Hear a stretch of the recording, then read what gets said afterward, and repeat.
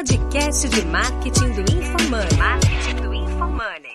Mas acho que o primeiro ponto seria o que é growth no teu ponto de vista, assim. Bom, Denis.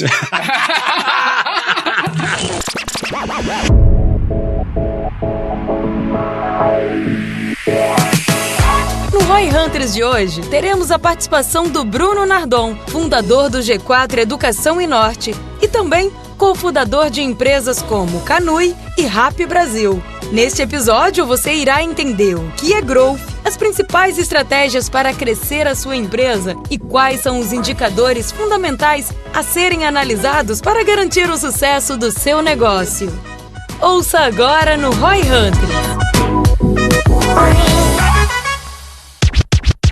Cara, para mim, growth nada mais é do que uma metodologia, um framework para você conseguir, de uma maneira sustentável e eficiente, você crescer a sua empresa da maneira que você quer. Então, quando a gente fala de growth, muita gente pensa, né, crescer a qualquer custo. Na verdade, para mim, é totalmente diferente disso, né? Um modelo que você consegue entender a sua empresa como um todo. Então, desde a dor que você está resolvendo para o mercado, quem que é esse público-alvo que você está resolvendo essa dor, qual que é a solução, produto de fato que você está criando para resolver essa dor, quais são os canais de distribuição que você vai utilizar para esse seu produto, quanto você pode gastar para adquirir aquele cliente e, por fim, como você monetiza aquele cliente de uma maneira que esse custo de aquisição caiba e que você faça o negócio crescer entendendo quais são as principais métricas, principais alavancas que você deve puxar, de novo, porque seu negócio cresça de uma maneira escalável, sustentável e eficiente. Tu acha um aspecto assim que eu vejo bastante, a galera associa o lance do growth com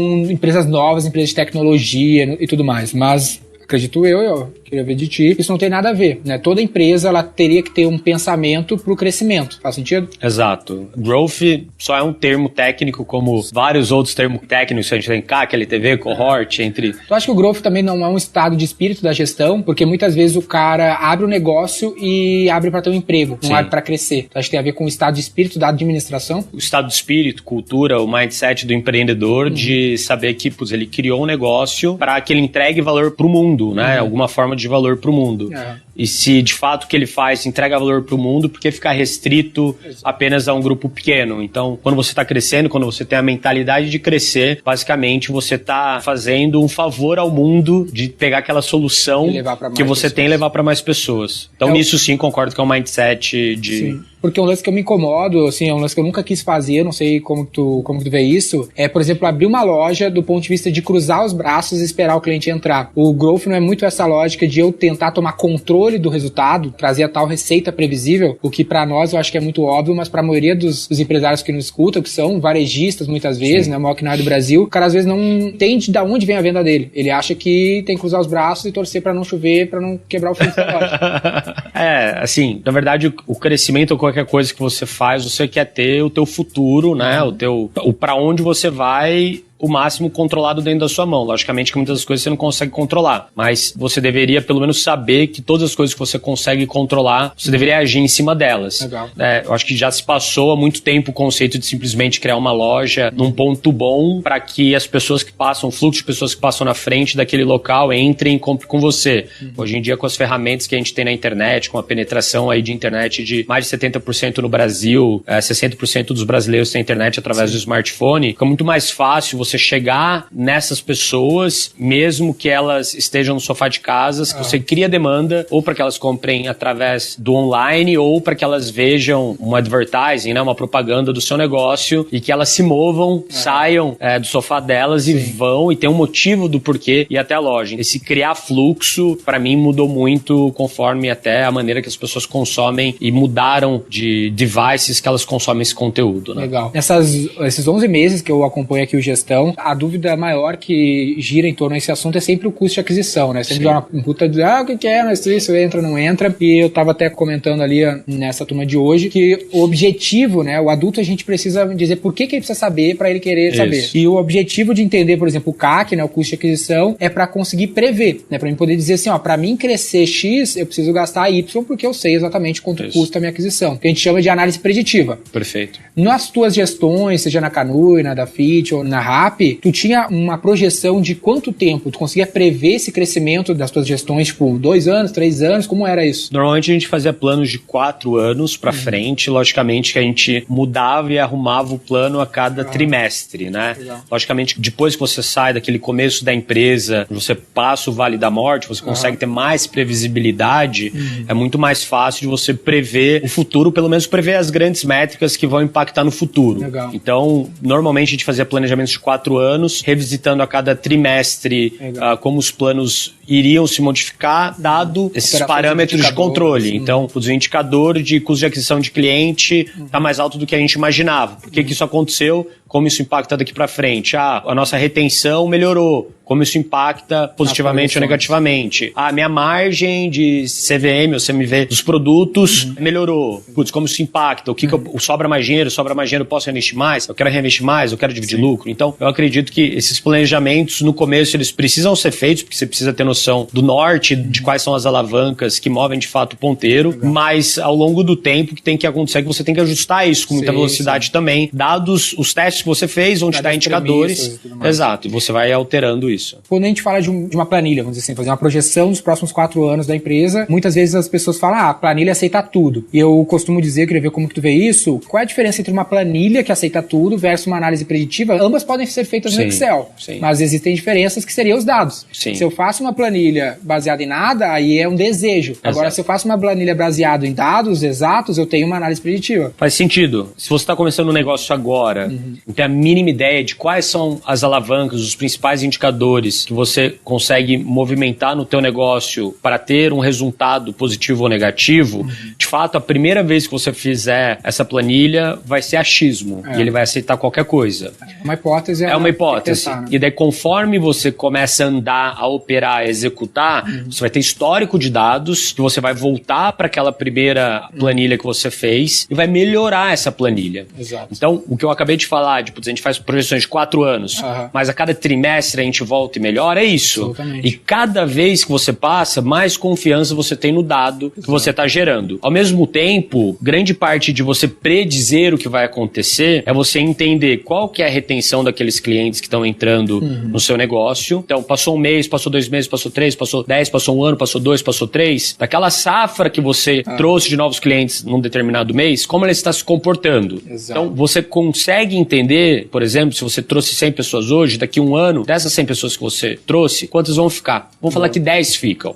Se você tem o seu custo de aquisição de cliente, e esse custo de aquisição de cliente se mantém constante, ou diminui ou aumenta, logicamente você vai ter que criar as premissas e ir acompanhando isso, você consegue saber o quanto você vai gastar para trazer cada um daqueles clientes. Exato. Então vamos dizer que hoje você traz 100, mês que vem você quer trazer 100, no outro mês 100, no outro mês 100, no outro mês 100, no outro mês 100 e assim por diante. Você só está adquirindo 100 clientes novos. Daqui 1 ano mais, sei lá, 6 meses, daqui 1 ano e 6 meses, todos esses 6 próximos meses seus, se você tiver uma retenção de 10, você vai ter 100 clientes que vão voltar pelo menos daqui 1 ano e 6 meses, que são cada uma daquelas safras que você falou. Cada mês eu adquiri 100. Se daqui 18 meses eu tivesse 100% de retenção, eu teria 1.800 pessoas comprando de mim, não 100. Exato. Eu teria 1.800 pessoas comprando, mais 100. Mais 100 que você está trazendo. Exato. O problema é que não tem, você precisa de retenção. Exato. Exatamente. Então, quando você consegue fazer essas curvas e alimentando elas, melhorando elas, você vai conseguir predizer quantos clientes você vai ter lá na frente. Se você sabe o seu custo de aquisição de cliente, você fala, olha, eu vou adquirir mais ou menos. Posso adquirir 200, 300. Eu vou botar mais grana porque eu estou mais capitalizado, porque eu tenho uma base de 1.800 clientes agora. E você vai saber exatamente para esses clientes qual é o comportamento de compras, qual é o ticket médio, qual que é a margem de contribuição, o quanto você tem de custo variável, de custo fixo, e você vai conseguir predizer, putz, será que naquele momento, em vez de eu estar investindo dinheiro para trazer 100, eu poderia estar investindo dinheiro para trazer 1.000? Porque agora sobrou muito mais margem para mim? Então, quando você começa, de fato, é um tiro no escuro, mas a cada mês que passa, você deveria ir melhorando esse modelo, até um momento que você já está tão granular e tão consciente das suas métricas que vai ser só predizer o futuro de uma maneira Existe um simples. índice de confiabilidade do indicador. Quanto mais tempo eu rodo, mais confiável ele se torna. Quanto menos tempo eu tenho, menos confiável ele se torna. Um lance que tu fala, que eu acho que tem a ver com isso que tu tá batendo, é que muitas vezes o growth ele tá muito associado à aquisição de novos clientes, e tu fala que growth tá mais ligado ao que a gente tá falando agora, a retenção desse cliente. Perfeito. Né? Como que se dá isso nas tuas gestões, a importância, por exemplo, do lifetime, porque no varejo, por exemplo, é muito tradicional, são pouquíssimos pouquíssimos os varejos que cadastram o cliente. Sim. Então o cara nem pensa que existe a recompra. Sim. Ele pensa, beleza, amanhã eu tenho que adquirir um novo. Tem alguns estudos, e daí provavelmente você vai saber melhor do que eu, que é cerca de 20 a 30 vezes mais caro você trazer um cliente novo do que reter um antigo. Então, a famosa fidelidade no meu comércio. Exato. Só se baseando nisso e entendendo que a cada cliente antigo que você retém, você não precisa adquirir um novo, você já tem aí um fator de 25 vezes de gasto a menos de marketing. Exato. Então, normalmente a maneira que eu utilizo isso é entender muito bem no meu funil de compras entre aquisição dos clientes, conversão deles para de fato virar um cliente e retenção, como eu crio uma experiência fluida desde o momento do primeiro contato até o momento da entrega do produto, para que essa experiência gere uma retenção no final, ou seja, da minha proposta de valor ser muito boa, do meu negócio, que grande parte das vezes o que retém a pessoa é isso. Você resolveu uma dor tão grande nele, de uma maneira tão boa, que esse cliente vai querer continuar te utilizando. Então depende muito do negócio, se é varejo, se é um negócio de tecnologia, se é um negócio de software. Mas falando no negócio de varejo, para mim é de fato entender a dor do cliente. O que esse cliente quer? Ele quer sempre uma roupa nova? Ele sempre quer uma novidade? Não, esse cliente quer um bom atendimento? Esse cliente quer um preço bom naquele produto? Então existem várias maneiras. Eu acho que talvez uma empresa aí que se destaca no meio de varejo é a Reserva, né? Do Rony, ele faz isso de maneira muito boa. O cliente entra, os vendedores tratam esse cliente muito bem, oferecem café, oferecem cerveja, oferecem água, te fazem deixar em casa. Tem um exemplo bom também, semelhante a isso, que é as lojas Renner. Sim. Né, que eles focam muito no crediário, nessas lojas Riachuelo, Renner, elas focam muito no crediário, porque uma vez que o cara tem o crediário, ele não vai gastar 100, ele vai gastar o limite do crediário. Exato. Então eu fui uma vez na Renner e eu falei, eu queria comprar um perfume em dinheiro, e a mulher perguntou, tu tem cartão Renner? Eu falei, não tenho. Falei, se tu comprar o cartão Renner, tu vai pagar em 60 dias, vai parcelar em X, sem juros, e eu estando com o dinheiro na mão. Por quê? Porque é melhor ela pegar R$300 na mão ou um cliente que vai gastar 3 mil no ano no limite do cartão. Exatamente.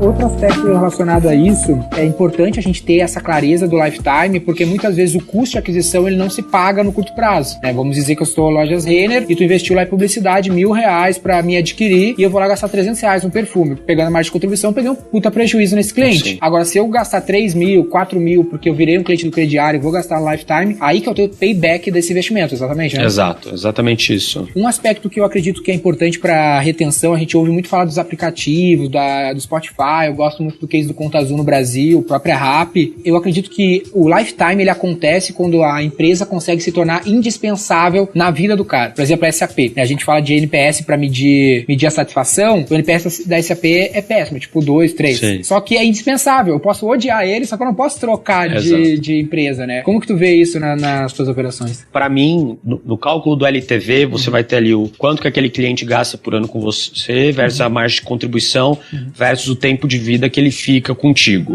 Então, quando você pega essas três variáveis e olha no LTV, você pode maximizar ou melhorar o seu LTV mexendo em uma dessas três variáveis. Ou fazer o cliente gastar mais por ano com você.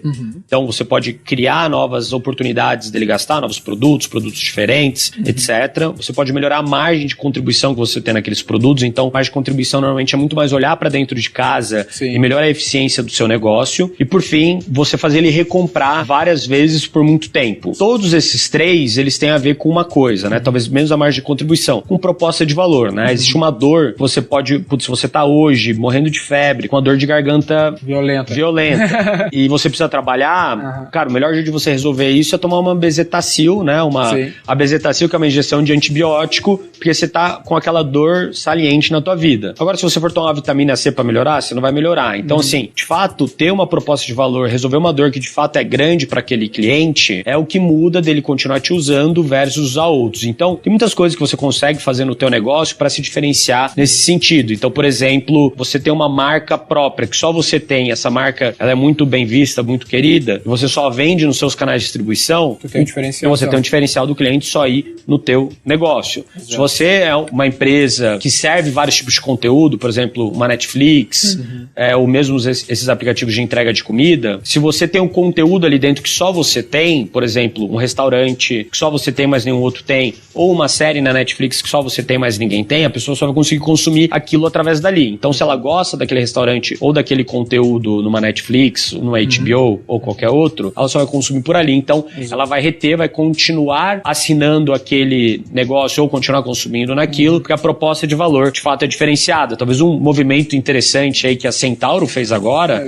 que ela comprou a representação da Nike na América Latina. Foi no Brasil? Acho que foi no Brasil. Eu não lembro se era América Latina ou Brasil, mas vamos dizer que foi no Brasil. Ou seja, a partir de agora, se ela quiser, ela consegue controlar todos os lançamentos para fazer lançamento daquelas marcas dentro da Centauro. O que vai acontecer? Todo mundo que quiser um Nike bom só vai conseguir o lançamento comprar dentro da Centauro. E logicamente, todo concorrente que vender, ela tá ganhando também. Também. Logicamente, 3, 6 meses depois, ela não vai deixar de vender aquele lançamento em outras lojas, porque senão ela vai perder um volume de receita muito grande. Mas assim, isso traz um diferencial muito grande para ela. Todo mundo gosta de Nike, todo mundo quer ter Nike. Principalmente você tem as pessoas que são os heavy users, né? Os power users, os core users, as pessoas que mais amam aquilo. Todo lançamento, as pessoas vão querer ver aquilo. Então, o custo de aquisição dela vai diminuir muito. Por quê? Porque as pessoas vão ser empurradas a ir na loja da Centauro ou no site da Centauro para ver essas novidades. Elas vão se sentir obrigadas. Elas vão ser obrigadas, essa é a palavra. Então, as pessoas vão ser obrigadas a ir na Centauro, porque elas não vão ter outro lugar de opção para isso. Vai fazer o quê? Vai diminuir o custo de aquisição de cliente, porque muitos clientes bons vão entrar por essa novidade. E também, elas sempre vão voltar de maneira recorrente, sabendo que esses lançamentos só vão acontecer na Centauro. Não estou dizendo que vai, mas estou supondo que esse foi um dos racionais. E elas vão continuar voltando, que vai fazer com que o LTV desses bons clientes se torne maior, pelo fato de só ela ter um monopólio desse produto, pelo menos das novidades. Um exemplo nesse setor até de moda e tudo mais é os embaixadores, os influenciadores, né? Que às vezes tu conquistar um influenciador muito importante, tava conversando com o pessoal ontem sobre o efeito da Gisele Bündchen na Vivar. Eles tentaram tirar a Gisele Bündchen como garota propaganda e isso teve um impacto super forte nas vendas, obviamente de reduzir as vendas. Então às vezes tu ter o monopólio da celebridade ou dos canais de comunicação também pode ser um jeito de fidelizar o cliente, né? Logicamente. Porque se ela for pro concorrente, ela vai levar com ela. Exato, a imagem junto, né? Assim, pra mim, qualquer coisa que te traga um diferencial de monopólio, a palavra aqui é monopólio. Exato. Seja um monopólio. Que te torne a proposta única de valor. Exato, proposta única de valor. Único, singular. Exatamente. Único, singular, monopólio. Eu acho que tem o diferencial, seja da Gisele Bündchen com a Vivara, seja de um primo rico com a XP, seja de qualquer tipo de canal de influenciador que pode ser o seu proprietário ou de alguém, seja através de produtos que só você tem e que ninguém mais tem, ou de um serviço de fato que você consegue prestar que ninguém mais. Esse monopólio de canais, né? Essa compreensão, teve aqui uma confusão também na interpretação dos canais, a gente tá discutindo ali dentro, que, por exemplo, o influenciador pode ser, a gente tem, o canal às vezes é como se fosse uma tubulação, que tu tem a conexão, a conexão é a venda, mas tu tem vários canais que vão trazer fluxo para essa conexão, né, que é a venda. Então pode ser o embaixador, um ponto de venda, quanto vale um ponto na Oscar Freire, por exemplo, que é um limitado e tem muito valor para a construção de uma marca de moda e tudo mais. A dominação desses canais, esses monopólios, acaba empurrando o concorrente para fora e segurando o consumidor contigo, né? Exatamente. Assim, para mim, quando eu falo canal, eu entendo muito como shopping center. O que eu quero dizer com shopping center? Muitas pessoas passam dentro de um shopping center por N motivos, seja para ir consumir em alguma loja, seja para ir para praça de alimentação, seja para ir para o cinema, que hoje cada vez mais, mas pode ser para ir para algum lazer, simplesmente. Então esse shopping center tem um fluxo de gente muito grande. A pergunta é, quais são os outros shopping centers, entre aspas, que você quer estar, que vai ter um fluxo de gente muito grande? Então, Oscar Freire poderia ser considerado um shopping center, que é um lugar que tem muito fluxo de gente e que tem um motivo de você estar ali. O Facebook, o Instagram, o WhatsApp, e todos esses lugares que tem um fluxo de gente muito grande, o TikTok, o YouTube. O principal concorrente da Multiplan não é o outro shopping, é o Google. É o Google. É exatamente isso. Ele vende a mesma coisa, que é tráfego de pessoas. Exatamente isso. Então, para mim, a pergunta aqui é como você consegue estar nos shopping centers que façam sentido pro seu negócio. Provavelmente o teu competidor não tá, ou que você consiga entrar de uma maneira que tire ele, de fato, por ter algum tipo de limitação, seja contratual, com um influenciador, embaixador, ou seja físico mesmo, né? Que nem você deu o exemplo da Oscar Freire, que são os slots são limitados, de lojas são limitados. Um aspecto que a gente pode usar para prever, a gente falou de análise preditiva, né? Tentar prever o futuro seria o melhor dos mundos para todos nós. E uma forma de a gente prever o churn, né? Essa perda desse cliente é através do NPS. E hoje tu fala sempre, mas toda vez que eu tô ouvindo aqui tu falar, eu pego uma coisinha que destaca mais naquele momento. E tu falou do NPS, que é o mais tradicional, a pesquisa de satisfação mais conhecida que se tem. Eu costumo falar que o NPS da Renner é aquele botãozinho lá, eles chamam de encantômetro, que fica na saída das lojas, se tu tá satisfeito ou não. Mas tu também falou de um diferente que eu queria dar destaque pra ele, que é esse Must Have Score. Isso. Como que é esse? Cara, o Must Have Score, basicamente você faz uma pergunta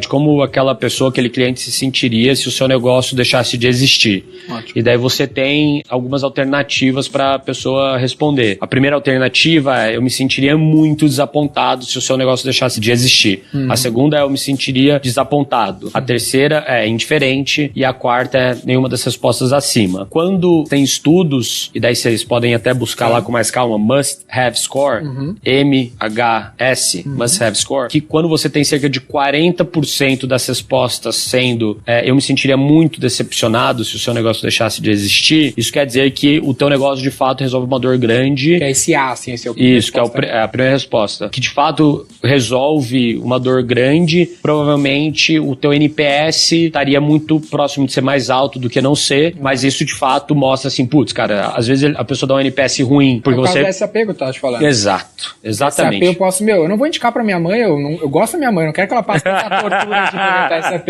mas eu vou morrer se eu não tiver esse negócio. É exatamente isso. Então mesmo... Me torna indispensável, Exato. né? Mesmo que você tenha uma nota baixa no NPS, porque às vezes o seu serviço, por algum motivo, igual a SAP é ruim, no fim do dia a pessoa não vive sem. Um lance também que me chama muita atenção, e toda a nossa lógica na V4 é baseada nisso, e tu começa o teu conteúdo sempre por isso, antes de pensar em growth, em canais, em mais investimento, tu fala sobre fundamentos, né? Os fits ali com o produto, com o canal, com o modelo, isso. E eu sempre me interessei muito por isso, porque eu vejo muita gente estudando growth mesmo, marketing digital, mas o cara não tem um bom produto, não tem um produto que resolve uma solução real. Né? O cara quer fazer forma disso e daquilo pra vender qualquer merda, e ele não tem um produto decente pra ter lifetime ali na frente. Aí ele precisa ter o CAC que é impossível de ter, porque ele não tem retenção, versus o concorrente que pode ter um CAC muito maior, tipo a Amazon, né? A Amazon pode ter um CAC infinito, porque tem um trilhão de coisas pra vender. Exatamente. Como que tu vê essa questão da importância do cara olhar primeiro pros fundamentos? Bom, acho que você já explicou, né, tudo aqui. Pra mim é o básico que a pessoa deveria fazer, é isso, assim, não dá pra você abrir a sua torneira de água, se você quer que a água junte, né, na sua pia, não dá pra você abrir tendo um ralo gigante nela, que não vai fazer a água subir. Então a primeira coisa que você precisa fazer, logicamente, que não somente isso, mas é estreitar esse ralo para que ele fique pequeno o suficiente para que essa água comece a acumular. E daí vem sempre aquele compromisso de custo-benefício de o quanto eu espremo o ralo versus o quanto eu abro mais a torneira. Isso é um equilíbrio que o empreendedor, que todo empresário precisa ter. Nem sempre o seu produto vai ficar bom o suficiente para você lançar ele na rua perfeito, né? Então vem aquela frase de feito é melhor que perfeito, mas existem um caminho crítico no seu negócio, que daí cada pessoa deveria saber qual que é, que esse caminho precisa estar um pouco melhor do que pior, né? Sim, é tipo tão simples quanto isso. Eu acho que um bom exemplo que tu sempre dá é o Nubank, né? O Nubank, antes de ser uma boa empresa de growth, o produto é muito bom. Exato, né? Exatamente. Assim, hoje se você pensa no Nubank, tudo bem que ele é um modelo um pouco diferente, né? Sim. Que basicamente todo mundo quer ter crédito. Exato. A dor que o Nubank soluciona de conseguir dar mais crédito para as pessoas que não têm acesso a crédito. E no fim, quando você está dando esse tipo de acesso a pessoas que não têm esse acesso, a demanda já é inerente a ele. Então, a dor é muito grande. Exato. Se você está começando um negócio hoje, de fato, você fala, cara, qual negócio que tá na minha vizinhança ou que eu conheço que de fato é uma dor muito grande, se eu criar qualquer coisa que as pessoas vão querer aquilo de qualquer maneira. E logicamente que o Nubank consegue encantar em todos os outros lugares, né? Sim. Primeiro, resolvendo essa dor que é muito grande de dar crédito. Segundo, fazendo isso de uma forma muito transparente, muito rápido, muito simplificado. E por último, dando um atendimento super diferenciado, com experience, que eles chamam, né? Que são os atendimentos dele que de fato encanta as pessoas. Então, no fim do dia, eles acabam gastando muito pouco dinheiro de marketing. Por quê? Porque a dor já é grande. Exato. E o boca a boca, a viralidade daquele negócio já é muito alta. Eu te questiono isso porque muitas vezes eu vejo o empresário, né, o gestor de marketing, ele querendo buscar a estratégia milagrosa, a bala de prata, ele não tem um produto com bons fundamentos. Isso. Então não interessa o quão mágica seja essa estratégia, que se tu não tiver, é uma lei básica da publicidade, né, que a melhor publicidade não vende um produto ruim. E às vezes tu tem um produto que ele é tão bom, vou falar de um jeito que não é bem assim, mas vamos dizer assim, é quase fácil vender no Nubank, porque o produto é tão bem amarrado que, cara, às vezes tu vai fazer só uma campanha simples e vai dar certo, versus vários outros negócios que tu vê que o cara não faz nada de marketing e ele vende. Por quê? Porque o produto é bom. Se ele fizesse, aí potencializava. O growth, ele serve mais para potencializar do que corrigir um produto que não se vende, não é? Então, o growth, na verdade, ele é um framework que vai te ajudar a entender se os fundamentos do seu negócio estão alinhados. Legal. E daí, quando eu falo muito mais do que corrigir corrigir, né, que você falou, putz, é muito mais para potencializar algo que tá indo bem do que corrigir, eu talvez discorde um pouco. Porque né? tem uma certa correção. Exato. Na minha visão, o growth, ele é para você entender, putz, eu tô indo pro rumo certo? Se eu não tô indo pro rumo certo, aonde está o erro? Isso faz sentido, porque muitos clientes nossos, a gente já pega o cara com alguma certa estrutura e a gente começa pelo BI, por exemplo, ao invés de começar pela mídia. Porque, peraí, tu já vende 1,5 bilhões. Eu não vou pegar teu dinheiro e começar a torrar em outros canais pra testar. Primeiro, preciso entender como estão os canais atuais. Porque eu não tenho o teu CAC, né? Por exemplo, não tem como saber se o meu vai ser melhor que os outros, porque eu não tenho esse indicador. Exato. Então, assim, pra mim, o growth como um todo é isso. É você conseguir entender dentro de casa o que funciona, o que não tá funcionando, entender os pontos de atenção que você tem que ter com isso, e daí, em cima disso, criar a base pra poder, daí sim, criar o castelo, né, de growth em cima. E se você fizer ele num fundamento ruim, vai ser igual um castelo de areia, que o mínimo balanço, ou mínima chuva, ele vai desmoronar. Então, eu acredito que exatamente esse papel que vocês fazem na V4 de, cara, calma lá, não adianta eu só pegar aqui e abrir mais a minha torneira se o ralo tá grande, ou se eu nem sei o buraco que é o ralo. Tipo, às vezes você nem sabe, tipo, qual que é a potência, né? Qual que é o volume de água que tá saindo, qual que é o tamanho do ralo que eu tenho. Cara, calma lá, eu quero fazer a piscina encher. Se eu quero fazer a piscina encher, deixa eu entender qual que é o tamanho do buraco, qual o fluxo, né, do ralo, qual que é o fluxo de água que tá entrando, e medindo isso da maneira correta, tendo a base, daí sim você consegue trabalhar em cima, e por isso que eu acredito que o trabalho que vocês fazem é totalmente diferente e único, singular. Essa é a proposta de valor única que vocês têm do que todo mundo que tá no mercado.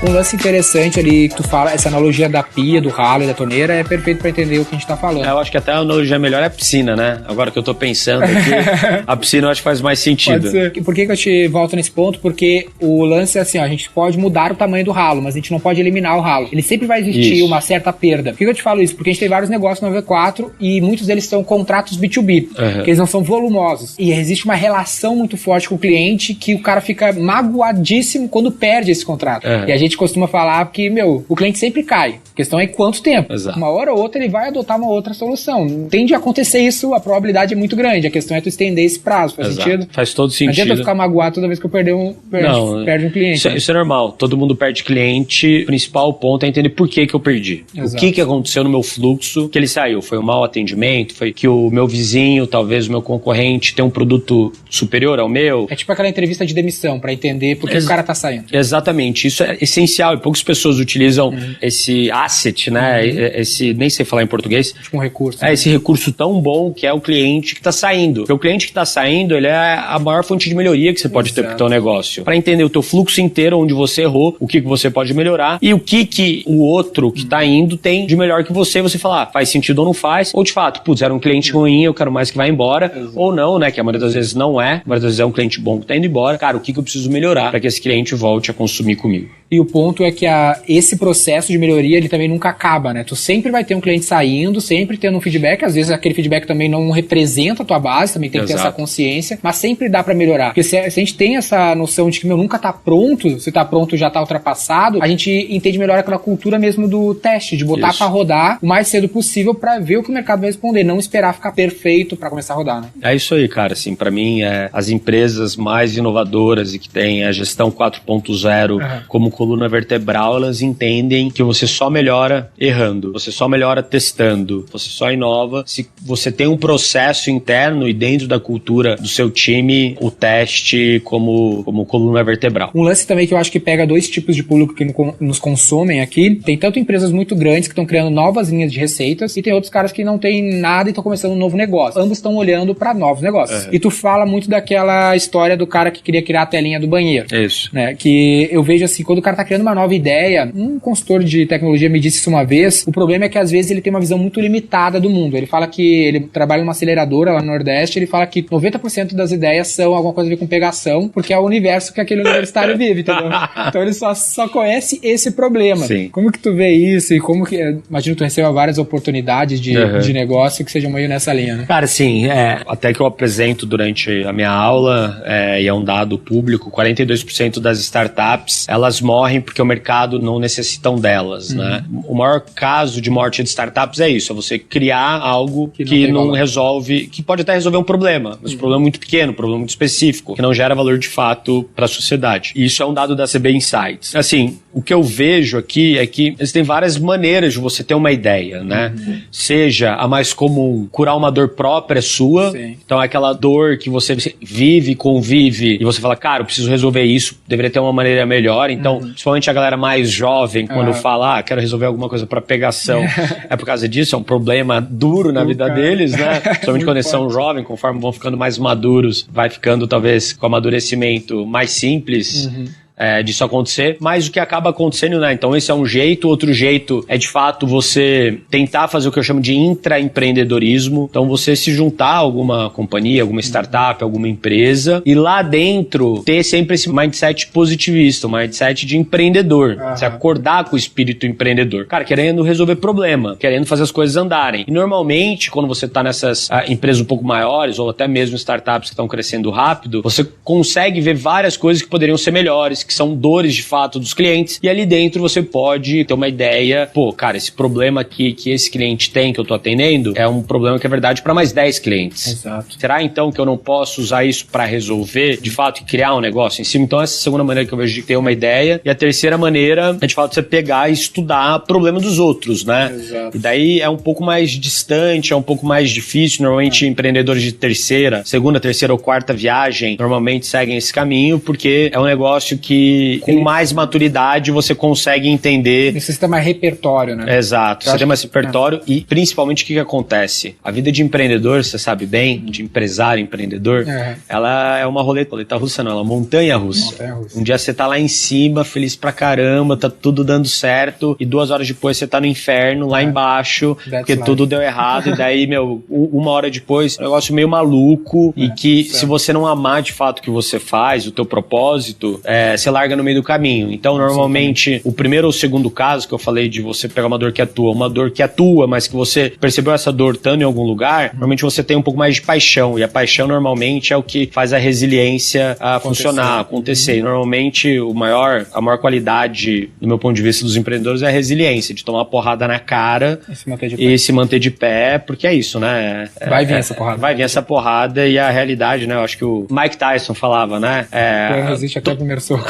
Todo plano é bom até você levar a primeira porrada na cara. Exato. Porque o que eu vejo em relação a isso é que às vezes é bem falta de maturidade, falta de uma visão da big picture, né? O cara conhece uma realidade de mundo muito pequena e aí se ele tivesse uma visão que naturalmente com idade, com experiência, tu acaba criando maturidade, aí tu vai ver que aquela solução não é tão legal quanto era. Por exemplo, meu primeiro negócio que eu fiz com 15 anos era a ver com festa, porque eu queria ir numa festa. Então, como é que eu resolvo esse problema? Aí com maturidade eu vi que isso não era tão bom negócio como parecia ser no passado no meu caso. Outro aspecto que é interessante, que eu sempre falo, são sobre a criação dos loops de crescimento, né? Porque a gente precisa criar um modelo replicável para conseguir trazer cliente. Como que é isso na prática? Basicamente, quando eu falo dos loops de crescimento, é você entender qual grande canal de distribuição do seu negócio você se encaixa. Então, são 4 grandes canais. Aí um canal de vendas, que é talvez o mais comumente comum, né? Prospecção ativa, inside sales, field sales, outbound, etc. Tudo isso tem a ver com o time de vendas. Marketing pago, que pode hoje cada vez mais estar um pouco mais relacionado um com o outro.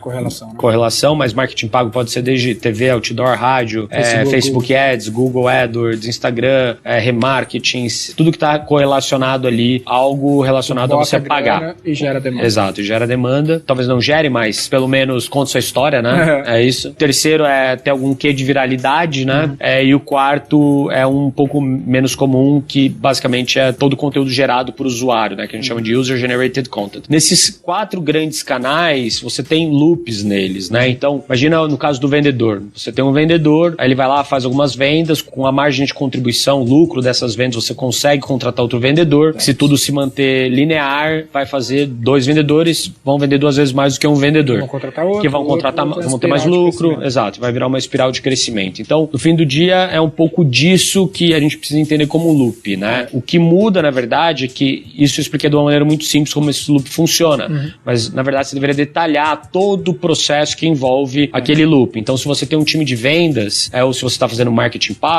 pago, ele não é só fazer um anúncio. Exato. Então, você vai fazer o anúncio, você vai trazer um usuário, né, um lead, para onde? Ele vai ligar num telefone, ele vai cair numa página onde ele vai preencher um cadastro, ele vai cair numa página onde já estão os produtos. Uma vez que ele cai nessa página que já estão os produtos, o produto que você colocou no anúncio, ele vai estar em destaque nessa página para a pessoa entender, ver rápido. Depois que ele quer filtrar ou quer procurar outras coisas, vai estar fácil o teu site de usar. Uma vez que ele clicou no produto e entrou pro carrinho, vai estar simples, todas as informações vão estar disponíveis. Ele foi para a parte de checkout, é simples o login, criar um cadastro, colocar... Pode otimizar todo esse processo. Então, cada um desses processos é uma oportunidade que esse cliente tem de sair do seu negócio. E muitas vezes, quando a gente pensa em marketing ou em growth, a gente pensa muito mais na parte de marketing. Só fazer o marketing, os anúncios não estão funcionando. A propaganda. Pô, a propaganda não tá funcionando. Cara, e a real é que não. Tudo tá conectado. Por isso que growth faz sentido, né? Growth é esse maior, tudo tá conectado. Desde fazer um anúncio pros produtos corretos, cair nessa página com os produtos certos, ter em cada parte, eu quero ter uma busca boa, quero ter todos os métodos de pagamentos bons. Pô, às vezes a pessoa não tem cartão de crédito, quer pagar com boleto, ou não consegue pagar no boleto, quer pagar com crediário. Como que você faz isso? Ele é muito mais do que simplesmente o anúncio. Né? Exatamente isso. Eu acho que o lance do loop, assim, ver se faz sentido, a gente tem que buscar formas de vender que ao final do ciclo ele reinicia um ciclo e se tornando cada vez maior, versus, por exemplo, um canal como indicação. Sempre a pergunta se a indicação é CAC 0, o problema não é nem esse, o problema é da indicação, porque eu não controlo. Eu não sei se o cara vai me indicar amanhã.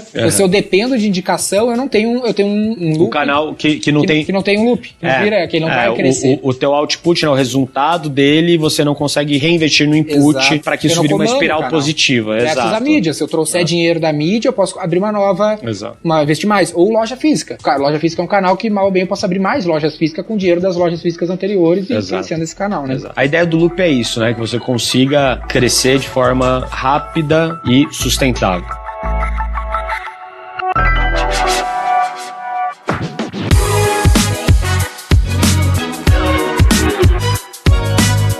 Pra gente finalizar, Nardon, tu fala sobre o profissional de branding, né, o profissional de marketing tradicional versus o profissional de growth. Eu acho que foi nesse ponto, você sempre fala que a gente teve um match ali que a gente se conectou lá um ano atrás, e eu queria ver o que é esse profissional e o que tu enxergou na V4 pra gente fechar essa parceria aí pra 2020. Cara, assim, pra mim o profissional de marketing que vocês bem pontuam na V4... é o cientista do marketing. Na verdade, existem duas grandes formas de marketing, que é o marketing, uma parte que é mais aquele do Mad Men, né? Que é mais branding, daquela série lá da Netflix, que é a pessoa que vai cuidar da arte, de um tema geral, de como a empresa vai se posicionar, institucional, um pouco mais de PR, de eventos. Isso, tem profissionais que são maravilhosos, que eu amo eles, fazem isso muito bem. E existe o marketing, que é o marketing dos números, que é a matemática. A matemática por trás do marketing. Você consegue medir tudo. Quando você consegue medir tudo, você precisa de profissionais que gostam de números, que não tenham medo de números, que se sintam à vontade com números. E esse profissional é um profissional normalmente que esse profissional que gosta mais do branding não gosta de fazer. E vice-versa. Eles são complementares, eles são os dois muito importantes para qualquer tipo de empresa. Então, esse profissional de marketing, eu vejo que ele tem que ter várias competências. Ele tem que entender de marketing, ele tem que entender de dados, ele tem que entender de engenharia, ele tem que entender, cara, um pouco de tudo, até de negócios, né? Ele tem que ser multidisciplinar, também não só de matemática, mas ele tem que entender de negócios. Ele é uma pessoa que pensa com a cabeça de negócios, que ele vai olhar um DRE, vai olhar um P&L, vai olhar um fluxo de caixa, e ele vai entender, ele vai falar, esse produto não adianta vender, porque ele não tá com as coisas. Exato, esse produto não adianta vender, porque ele não tá dando lucro, a não ser que a gente faça isso. Então, é uma pessoa que tem uma visão mais completa do negócio, 360, e com isso ele utiliza as ferramentas que ele tem em mãos para fazer a empresa crescer de uma maneira sustentável. Uma das ferramentas que ele tem é o marketing, é a publicidade, que dado que ele consegue medir, ele consegue gerenciar. Legal. Então, essa é a visão que eu tenho desse novo profissional, que na verdade não é tão novo assim, mas é o cientista do marketing, que é alguém que é muito prático, analítico, entende do negócio como um todo, traduz isso para ações claras do que será feito no seu plano para você continuar crescendo sempre. E daí, fechando, o o que sempre me chamou muita atenção desde o começo da V4, né? Desde a primeira aula que você participou aqui no Gestão 4.0, cara, foi principalmente você. Cara, tua pegada de ter começado cedo a empreender, ter conseguido não ter ficado de mimimi, que eu chamo, né? Não ter ficado arranjando desculpas e sempre procurado as respostas para as coisas. Pelo fato de você sempre procurar as respostas dos seus negócios, você sempre procurou também o caminho do dinheiro. Eu acho que tem muita gente que condena, né? Vou procurar o caminho do dinheiro. Sim. Não, se o seu negócio é bom, você tem que fazer o seu negócio dar dinheiro, porque daí ele vai viver no longo prazo. E isso, pra mim, sempre me chamou a atenção em você, pelas suas atitudes, pelo seu nível de execução, pela sua seriedade e por, de fato, cara, o que você prometer, você cumpre. Mesmo que esteja dando errado no meio do caminho, você vai lá e faz isso acontecer de alguma maneira. Então,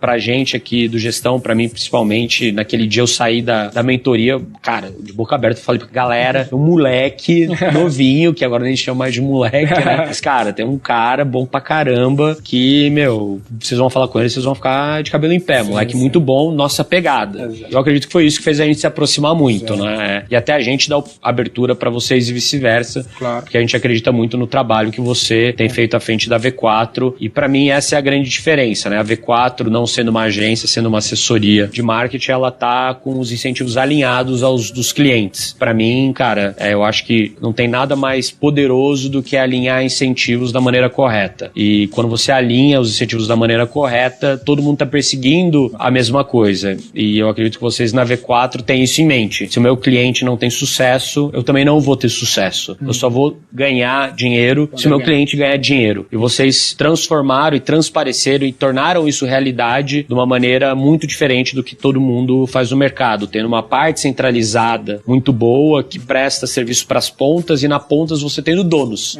Porque os donos também estão alinhados no incentivo. Então, vocês conseguiram fazer um negócio que o Thales fala muito da gestão libertária, muito bem feito, que é alinhar incentivo em todas as partes da cadeia, que faz com que o negócio seja ganha. Que ganha escala, mas ao mesmo tempo que tenha o pensamento de dono em todas as pontas, né? Da nossa parte foi a mesma coisa, né? A gente sempre, analisando os motivos de perda de eventuais clientes, a gente sempre identificou que os clientes bem geridos são aqueles que se mantêm mais tempo, porque se o cliente é mal gerido, às vezes vai vir esse pensamento, preciso investir mais em propaganda, não vendeu, a culpa é somente da propaganda, não é do produto, não é de mais nada. E a gente encontrou aqui no Gestão tudo isso que a gente está conversando, né, nessa parte de growth, mas sim uma visão de, eu preciso ter uma gestão 4.0, preciso ter uma gestão completa. Então a gente investiu de lá para cá com vocês para conseguir chegar mais próximo ainda de clientes que tenham uma gestão 4.0. Hoje 30% da nossa base praticamente é clientes que são ex-alumni, como a gente chama aqui, e para quem quer se aprofundar em gestão como um todo, gestão 4.0, mais do que assina embaixo aqui a V4 Company. É isso aí? Isso aí. Muito obrigado pela oportunidade de estar falando aqui com todo mundo que ouve vocês, seguem vocês. Maravilha. Pessoal, grande abraço aí. Me sigam, se vocês não me seguem ainda lá no Instagram, bruno.nardon, @bruno.nardon. Não é Nardoni, tá? Fiquem tranquilos. bruno.nardon. E lá eu falo bastante coisa também sobre growth, muito alinhado com o que o Denner e todo o time da V4 falam. Pra gente é um prazer ter você também como um dos mentores da nossa frente de growth. Ótimo. E vai ser muito divertido esses próximos anos que a gente vai construir juntos. Só o começo. Valeu.